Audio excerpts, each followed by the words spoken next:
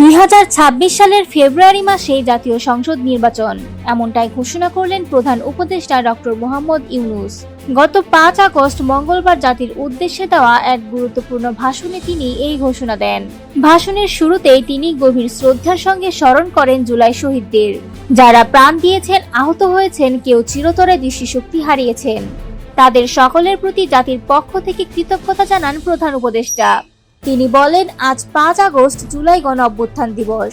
বাংলাদেশের ইতিহাসে এই দিনটি এক অবিস্মরণীয় অধ্যায়। 1 বছর আগে এই দিনে পূর্ণতা পায় সেই ঐতিহাসিক অভ্যুত্থান, যার মাধ্যমে দেশ মুক্ত হয় দীর্ঘদিনের ফ্যাসিবাদী শাসন থেকে। ডক্টর ইউনূস আরো বলেন, জুলাই অভ্যুত্থানের পর এক কঠিন ও উত্তাল সময় পার করেছি আমরা। তবে আজ জাতীয় জীবনে ফিরে এসেছে স্থিতিশীলতা, শান্তি ফিরেছে রাজপথে, অর্থনীতিতে এসেছে গতি। আর এসব সম্ভব হয়েছে আপনাদের সহযোগিতা ও দেশপ্রেমে।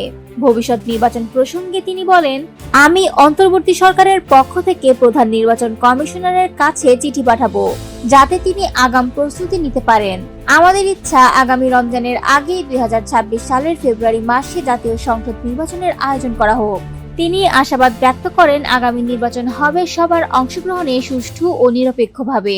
এ সময় তিনি সকল রাজনৈতিক দল, নাগরিক সমাজ এবং গণমাধ্যমকে দায়িত্বশীল ভূমিকা রাখার আহ্বান জানান।